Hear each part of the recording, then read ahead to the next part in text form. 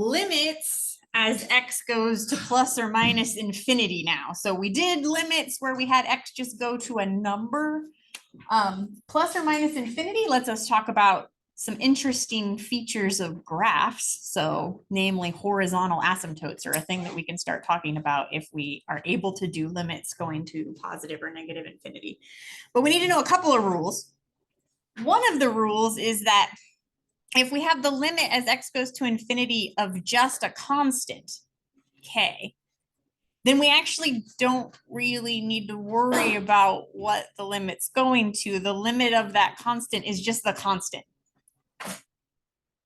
What's a little more interesting is that the limit as x goes to infinity of 1 over x, 1 is over a very, very, very, very, very big number. And we actually know what our graph of 1 over x looks like. That's our one where we have it approaching asymptotes up here and approaching asymptotes down here. And we know looking at that graph, which probably was one of the examples that he went over in class, was that it's going to go to 0. So these are two things that we're going to use a bunch. But things get a little more complicated, of course. So an example I have here is if I ask you for the limit as x goes to infinity of negative 271, what should I say? It's rule number 1. It's the constant. So it should just be negative 271. So if you see something like that, it's not a trick question. The rule is literally whatever the number is whatever the limit is. Okay. Another example we could look at if we had the limit as x goes to infinity of 5,000 over x, what would we get? It would still go to 0 because even though 5,000 feels like a really big number, it's over infinity, which is 5,000 is nothing when we're talking about infinity. So this is still going to go to 0. So those are things that sometimes come up when we're going to be doing some of our longer problems. We're going to come back to ideas like this to help us solve. Hopefully, you talked a little bit about horizontal asymptotes today. A function has a horizontal asymptote at the line y is equal to b if one or both of these things are true. The limit as x goes to positive infinity of f of x goes to b, some number, b, or the limit as x goes to negative infinity goes to some number, b. And so when we're looking for horizontal asymptotes, we have to check positive infinity and negative infinity because it's possible for us to have more than one horizontal asymptote. So it's possible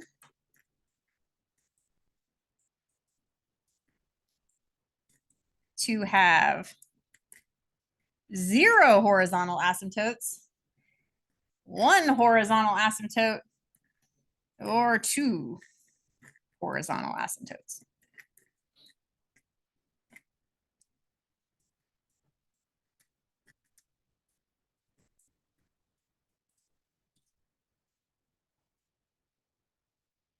So if they're asking you to find a horizontal asymptote slash asymptotes, you might have more than one answer that you need to give. And it's also possible you won't have any.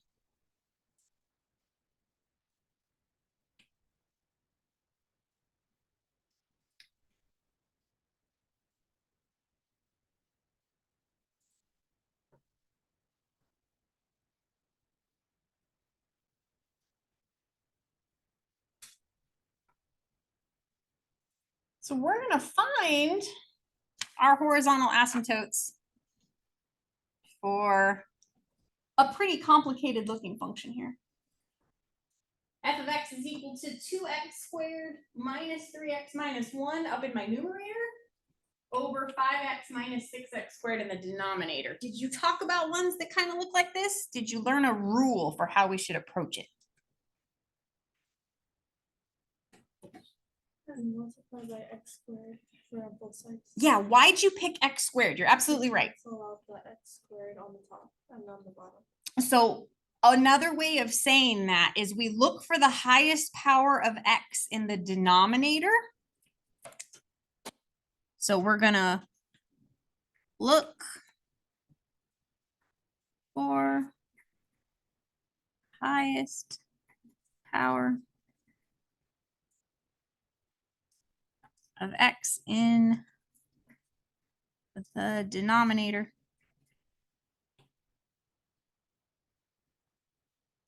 In this case, the highest power of x in the denominator is x squared. So we're going to multiply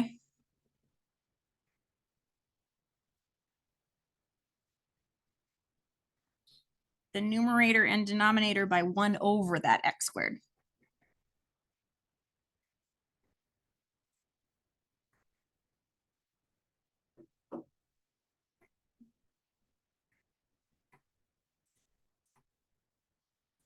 And so if the highest power of x in the denominator was a 4, then we would multiply top and bottom by 1 over x to the 4th power. So whatever the highest power of x is in the denominator is the one that we're going to use.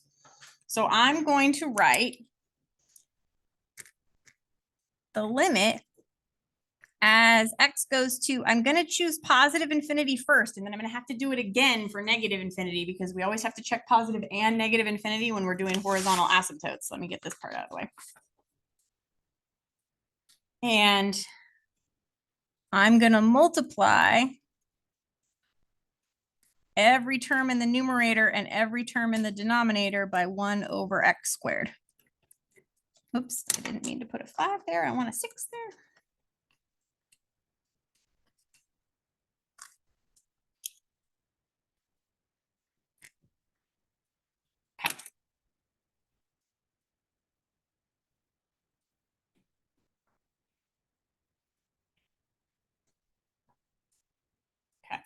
So if I multiply every term in the numerator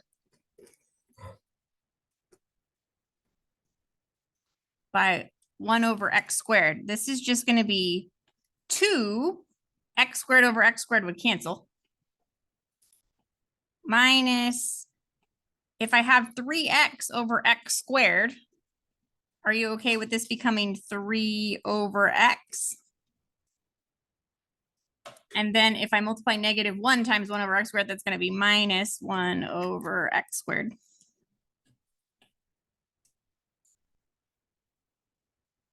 In my denominator, 5x, if I multiply it by 1 over x squared, the x is going to cancel here, but I'll still have 1x in the bottom. So it'll be 5 over just x minus, and then 6x squared times 1 over x squared. Both x squareds are going to cancel, so we just have minus 6. Beautiful. And so if you think back to when I asked you what was the limit as x goes to infinity of 5,000 over x, that still went to 0.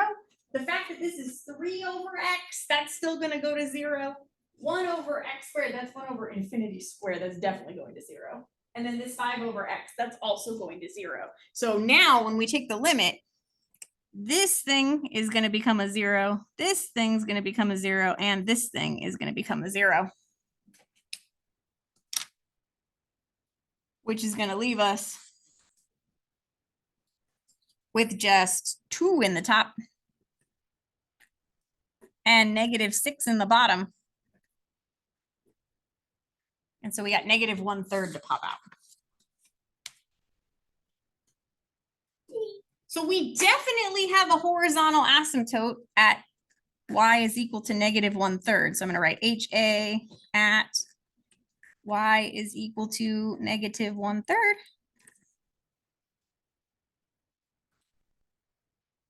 But I also need to check as x goes to negative infinity. The good news is that the actual math of all of it is going to be the same. So I don't need to go back to the original problem. I can go to where we have already written the fractions. So this is going to just be 2 minus 3 over x minus 1 over x squared over 5 over x minus 6. And now if I plug in negative infinity, what's 3 over negative infinity? That's still going to go to 0. And 1 over negative infinity squared is still 1 over infinity squared. So that's still going to 0. And 5 over negative infinity, that still goes to 0. So we got exactly the same thing to pop out, 2 over negative 6. And so I did not get an additional horizontal asymptote when I did that, but that's not always the case. Sometimes you will get a new one. And so we do have to check going to positive infinity and negative infinity. Is that okay? In this case, we didn't get a new one. We only have one. Horizontal asymptote is at y is equal to negative 1/3.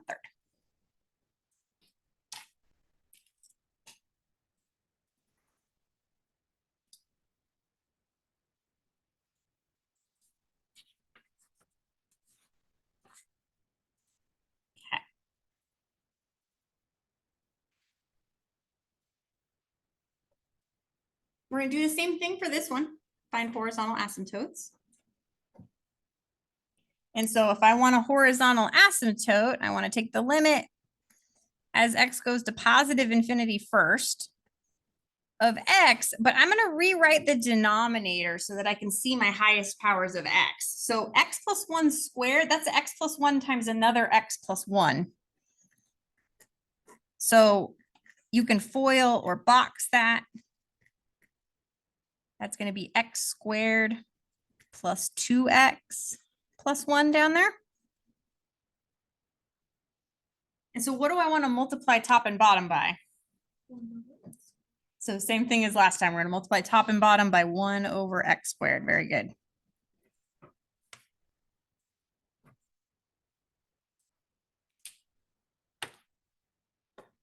And that's going to give me the limit as x goes to infinity.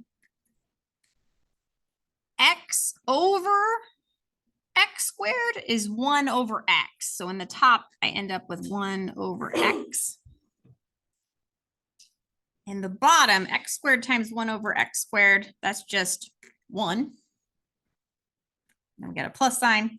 2x over x squared. One of those x's will cancel. So 2 is in the top, but we still have an x in the bottom. And then plus 1 times 1 over x squared is just 1 over x squared. At this point, you can plug in your infinity. So 1 over infinity here is going to give us a 0 for that one. 2 over infinity is going to give us a 0 for that one. And 1 over infinity squared is also going to give us a 0 for that one. So 0 over 1. So I ended up with 0 over 1.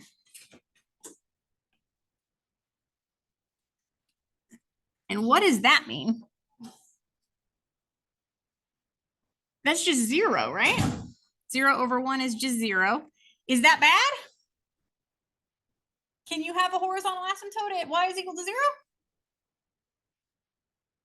Totally. Yeah, there's no reason why I can't. So we have a horizontal asymptote at y is equal to 0.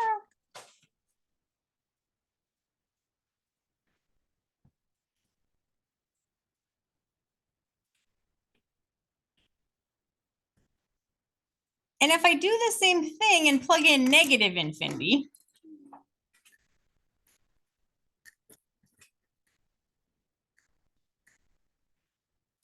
so that'll still turn into 1 over x in the top when I do my dividing. This will be 1 plus 2 over x plus 1 over x squared.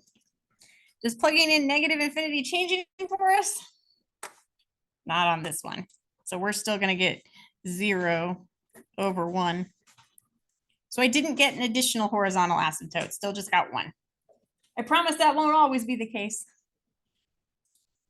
Give us what we'll get to. Yep, that would make sense, wouldn't it?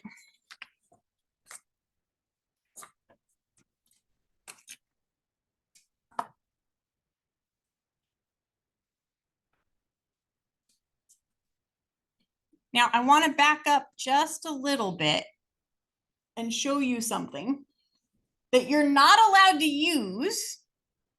So it's forbidden for you to use this to prove a thing, but it's totally okay for you to use this to check a thing. If you're checking horizontal asymptotes, If the degree in the numerator is smaller than the degree in the denominator, so let's look at this one right here. Degree in the numerator was just a 1, because this was just an x to the first power. Degree in the denominator, the highest power of x is a 2. So if the degree in the numerator is smaller than the degree in the denominator, the horizontal asymptote is always at 0. You can't use that as your explanation for why the horizontal asymptote is at 0, but you can totally use that to check your work. So if you get to the end and you're like, it should be at 0, oh good, it's at 0, that worked. If the degree in the numerator is the same as the degree in the denominator, so on this one, the highest power of x in the top was a 2, and the highest power of x in the bottom was a 2, then the ratio of the leading coefficients is what we use to find the horizontal asymptote. The ratio of the leading coefficients, that's called a leading coefficient, the coefficient that's in front of the thing with the highest power. And the thing in front of our piece with the highest power down here is a 6. The ratio of 2 over -6 is -1/3. So I'm doing that without doing calculus. That's cool to check it with, but we can't actually use that like to give the explanation for the homework. But like if you're taking a quiz or you're taking an exam, that's a double check you can always use. So if they're the same power, it's the ratio of the leading coefficients. If the degree in the numerator is smaller than the degree in the denominator, then it's always going to be 0. If it's bigger in the top than in the bottom, then we don't have a horizontal asymptote. So we don't have a specific rule for that other than there is no horizontal asymptote. We'll have an oblique or a slant asymptote. Okay. So as mentioned, since I've only given you ones that have one horizontal asymptote, I should probably give you something that would have 2 horizontal asymptotes. So this next example is kind of crazy, and it starts with me needing to show you something that we need to use. So if I give you x squared is equal to 9, and I ask you to solve that for x, you would take the square root of both sides, and the square root of x squared, remember when we want to do that on both sides of an equation, I have to put the plus or minus sign there. So it ends up being plus or minus the square root of 9, which is plus or minus 3. We know that, but in the middle of a problem, the way we're actually going to notate that is by writing down an equivalent thing here. But when I take the square root, my answer for x is actually the absolute value of x. Oh, I love that I wrote this backwards. This is when you take, oh no, I didn't, I'm okay. So when we take the square root of 9, that's really me giving you absolute value of x is equal to 3, because technically I could put a -3 in there and a +3 will pop out. And technically I could put a +3 in there and a +3 will pop out. So with that in mind, when we have a square root of x squared in the problem below, we're going to end up turning it into an absolute value of x. So I'm putting that line there so that we'll be able to use that to help us with this next example. We're going to find horizontal asymptotes. So I'm going to take a limit. I'm going to do positive infinity first.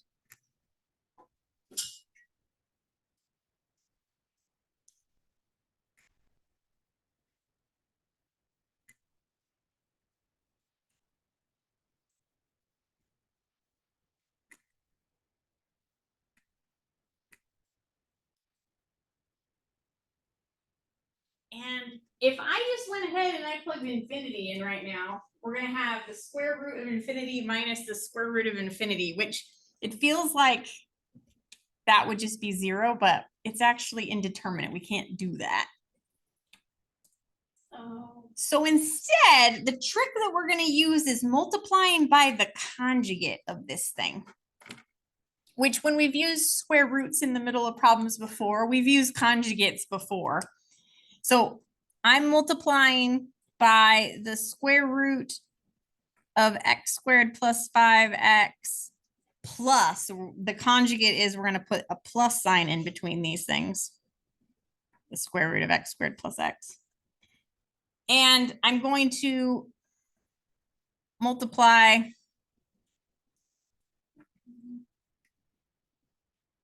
our denominator by the same thing. And you're like, what denominator? Well, over here, even though it didn't have a denominator to start with, you can always put it over 1. So it does have a denominator.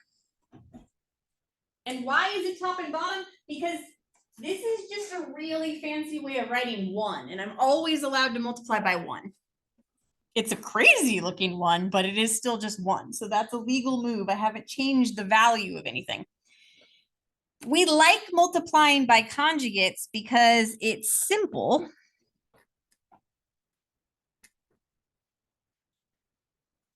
By that, I mean, I need to multiply these first two things together.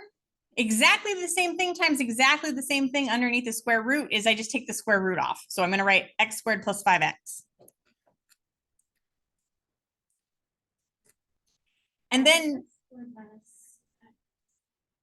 what we do is we multiply the outer and the inner together, but whenever they're conjugates, those things cancel out. That's why we do it. And so you end up multiplying the two final terms together.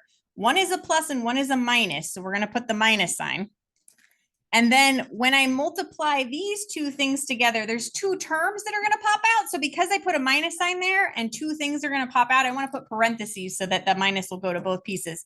Square root of x squared plus x times another square root of x squared plus x is just x squared plus x.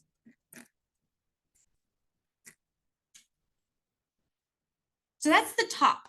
In the bottom, you're not going to do anything. You're just going to multiply 1 times that. So write exactly what you see.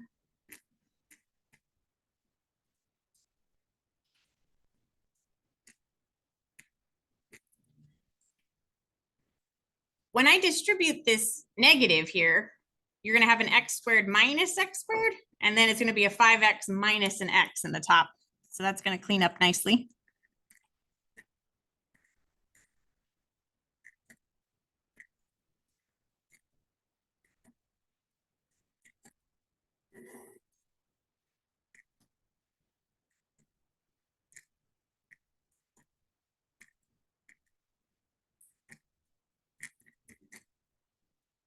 Okay, so this x squared cancels out with this x squared, and so we have 4x in the top.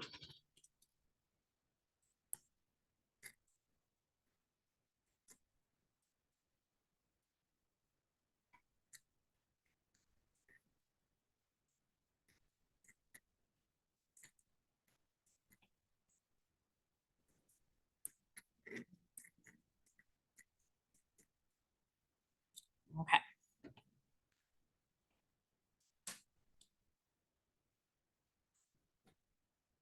Now, when you look at it, you're like, I don't know that you made this any better, Jen. Well, what we're going to do is we're now going to do our trick where we multiply the top and bottom by the highest power of x in the denominator. But we have to be careful about what we mean by that. Highest power of x in the denominator, it feels like you should tell me x squared, right? But where is the x squared located? And so if it's under a square root, what is really the highest power of x in the denominator? It's just a 1, it's just an x. So that's a little bit tricky for people to see sometimes because it's underneath the square root. So I'm really going to multiply the top and bottom of this thing by just 1 over x.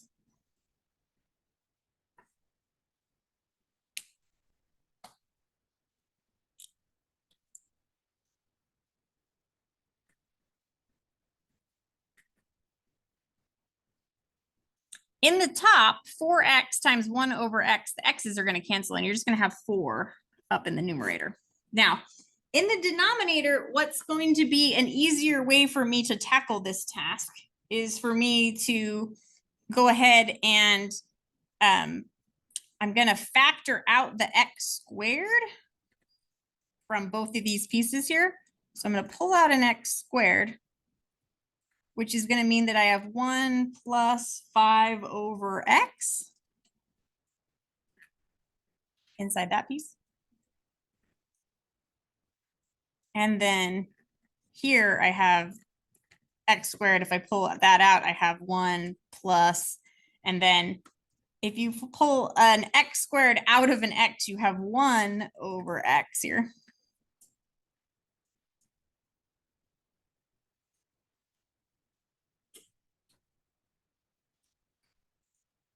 And what I haven't done yet is multiplied the bottom piece by the 1 over x. So that's still sitting out here for my denominator. We already took care of the numerator, so I'm not changing that. I'll just keep a 1 up there so that I know it's just a 1 times 4.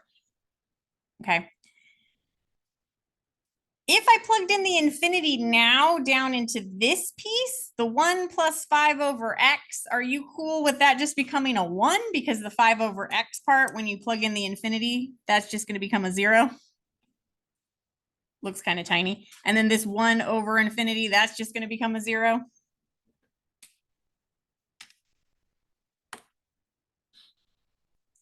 So you really just have a 1 there, and that's a 1 times the square root of x squared. Why did we do that? We did that so that I can get to this scenario here where we're going to use that the square root of x squared is just the absolute value of x.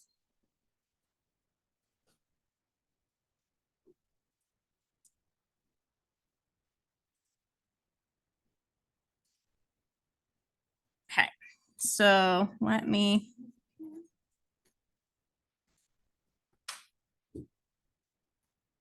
put my 4 up on top over here. I've still got that 1 over x out front.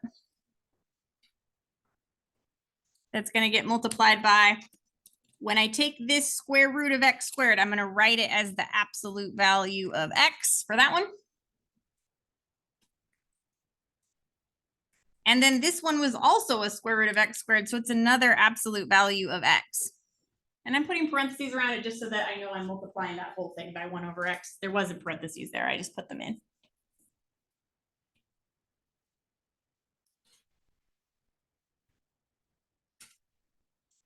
Okay. I promise we're almost done. The limit as x goes to infinity here, if I'm dividing by this 1 over x, dividing by 1 over x, 4 divided by 1 over x, I'm flipping over that bottom piece, which I can write here so you can see it. 4 divided by 1 over x is the same thing as 4 times the reciprocal of that. So 4x is going to end up in the top. And in the bottom, you've got the absolute value of x plus another absolute value of x down there. The 2 absolute values of x. 2 absolute values of x. Good.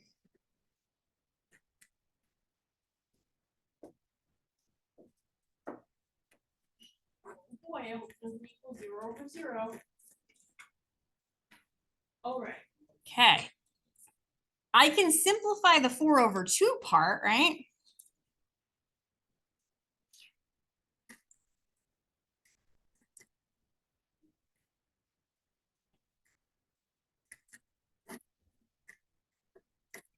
All right, and here's what we have to remember. Absolute value of x, so I'm just gonna recall that the absolute value of x is equal to just x when x is greater than or equal to 0. And it's equal to negative x when x is less than 0. So this matters in the next step because when we're going to positive infinity, when x is going to positive infinity, that means that we're in this case, we're going to the positive version of the x. So we get to just take off the absolute value brackets because absolute value of x is just x when we're going to the positive infinity. So that means that this is going to be just the limit as x approaches infinity of 2x over x. And do you see how your x's cancel now? Oh, just 2. Yep, that's just 2. So we have a horizontal asymptote at y equals 2.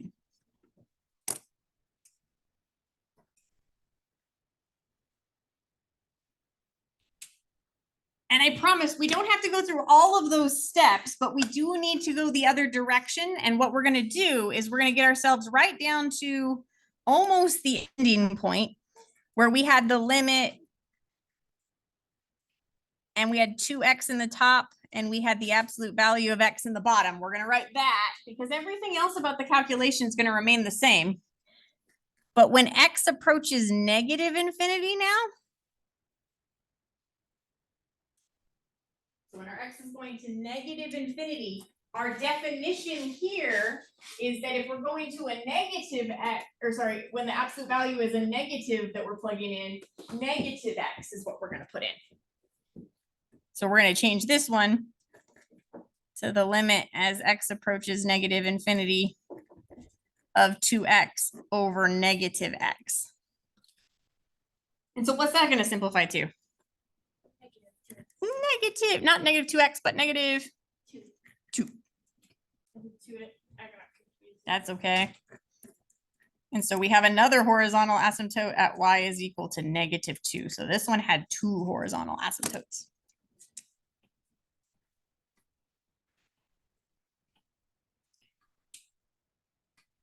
How you feeling? They're a little tricky.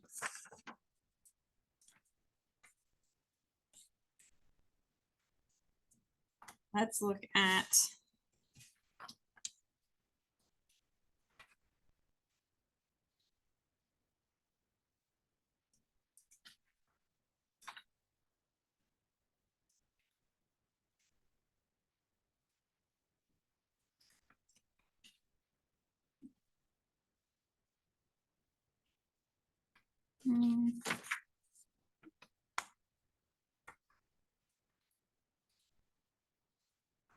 let's do this one.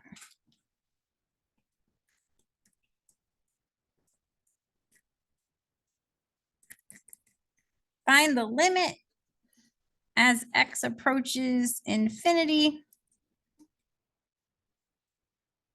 of x squared minus 9 over x to the 3rd power.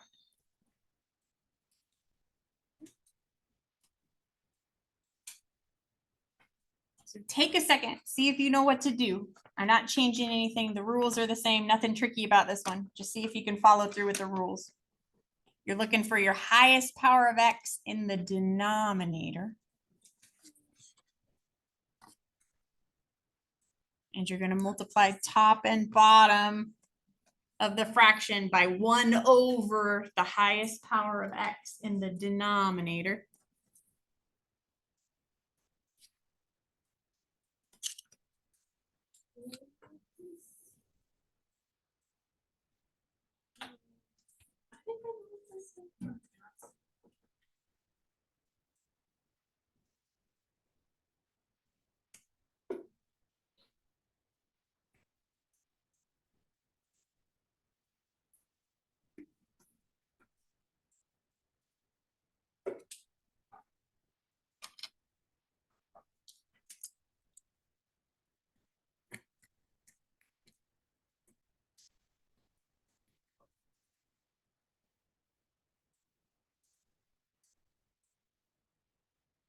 Okay, so I multiplied by 1 over x cubed, top and bottom.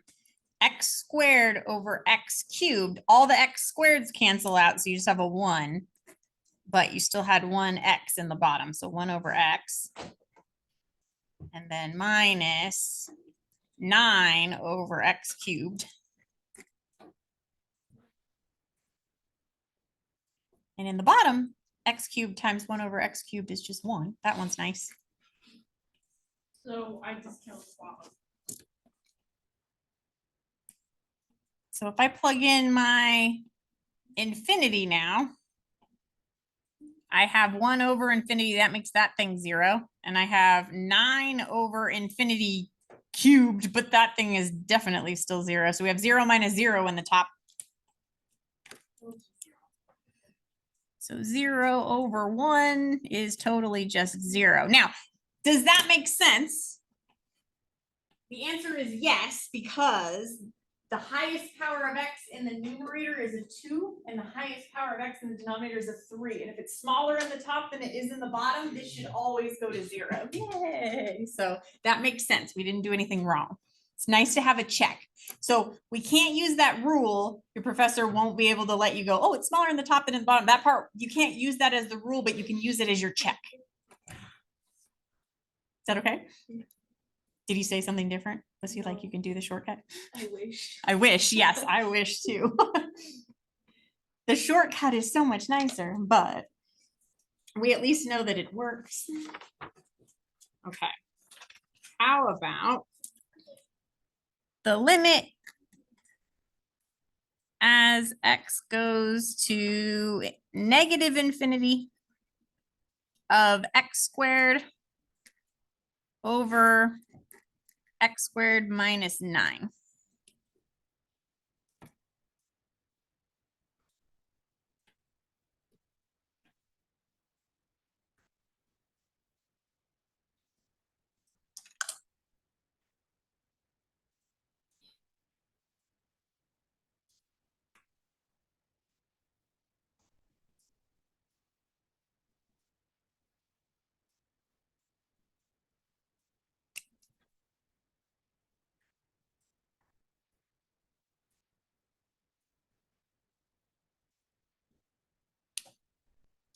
Highest power was x squared. So the limit as x approaches negative infinity, x squared times 1 over x squared, that one's just 1. X squared times 1 over x squared, that one's also just 1. And then we have 9 over x squared down here. So then did you turn this piece into a 0? So even though we're plugging in negative infinity, sorry, I didn't write my negative on this one. Even though I'm plugging in negative infinity squared is positive infinity, but 9 over a really big number is still going to be 0. So we have 1 over 1, which is just 1. Does that make sense? It totally makes sense because the degree in the numerator is the same as the degree in the denominator. So we look at the ratio of the leading coefficients. They're both invisible ones, but 1 over 1 is just 1. So that works. It's a nice double check. Questions on those kinds? I'm going to show you something now that you can't do using these rules. Okay. Limit as x approaches infinity of sine of x over x.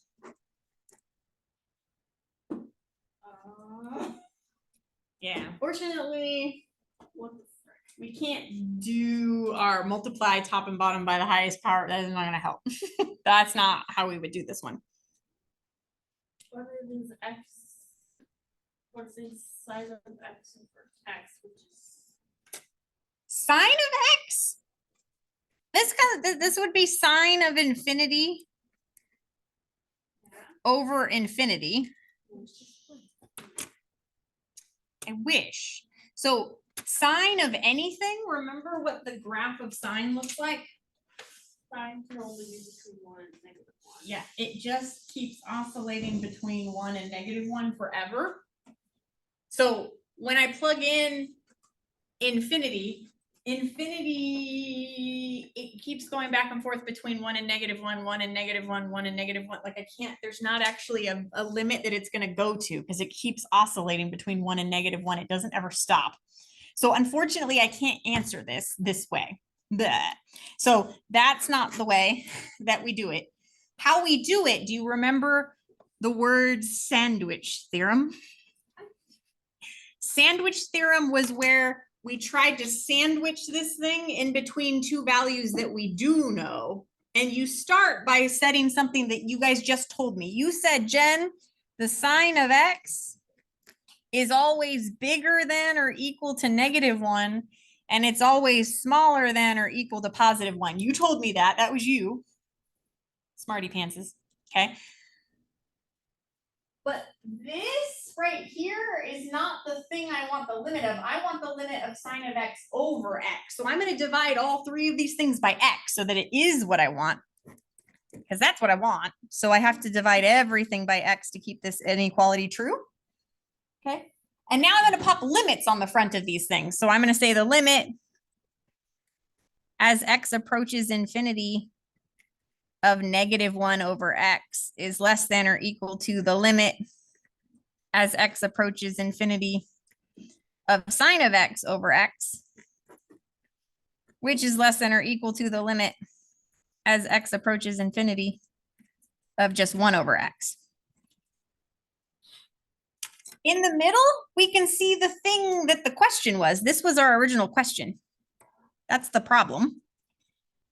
In order to get that answer, what I really, really hope is that on one side, I get a number, and on the other side, I get a number, and that they're the same number. Because if it's the same number, the sandwich theorem says that the middle thing has to be the same number as well. So the limit as x approaches infinity of -1 over x is -1 over infinity.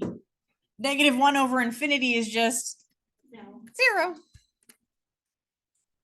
In the middle, you still have the thing we're trying to answer.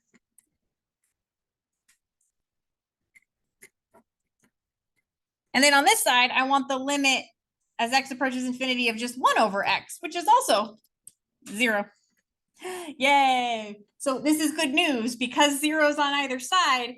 If this thing is supposed to be bigger than 0 and smaller than 0, then that means literally that thing has to equal 0. So we would say, so by the sandwich theorem,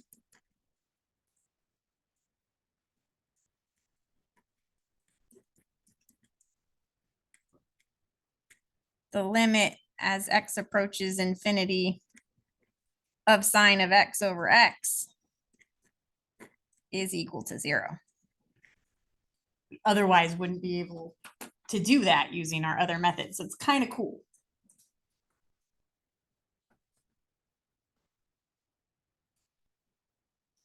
All right, one more thing before I let you go.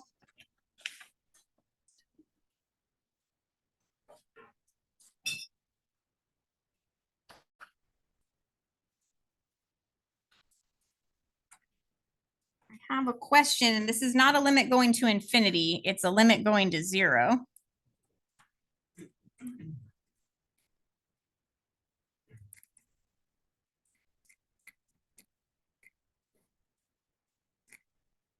Do you remember how to do something like this? What do you do? Sandwich. Not sandwich. You put the top by bottom by 4 to get like 74x and 4x on the bottom equals 0.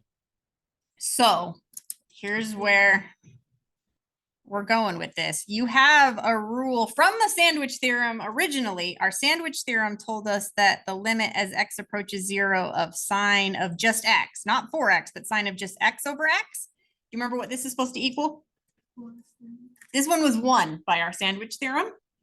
That's a rule, but we don't have a rule for this. So the hint that we got is that, okay, what I got to do is if I can make the x thing the same x thing. So if they both were 4 x's, then I can say it's 1. If they were both 5 x's, then I can say it's 1. But if one of them is a 4x and one of them is an x, I can't do that. So the trick we're going to use is, because that's a 4x, I want to make this a 4x. Okay, but what's wrong with what I just did? We need to multiply sine by 4 too. I have to multiply the numerator by 4 as well, or I've just changed the value of this thing. So I have this. I multiplied top and bottom by 4. And here's what I'm going to write. That the limit as x approaches 0 of 4, I'm just going to have that off to the side, times the sine of 4x over 4x. This is exactly the same thing. So I haven't like lied or anything. I've just sort of split it up. This piece right here, I'm now allowed to say that that's equal to 1. Yay. And so now you just have, you also had a rule where if you take the limit of a constant, it's just that constant. So this limit as x approaches 0 of 4 is just 4. And then this limit is just 1, and we just get 4. Is that okay? All right, you guys have worked very hard this week. If you're going to picnic day tomorrow, do not forget sunscreen. That was my rookie move my first year I went to picnic day. Sunscreen is big. You want that. Also, if people are doing crazy things at picnic day, Like, unsafe things, stupid things, or whatever, get yourself out of there because Jen needs to see you on Monday so we can talk about our practice midterm questions, right? So be safe, have fun, don't let anyone talk you into anything stupid.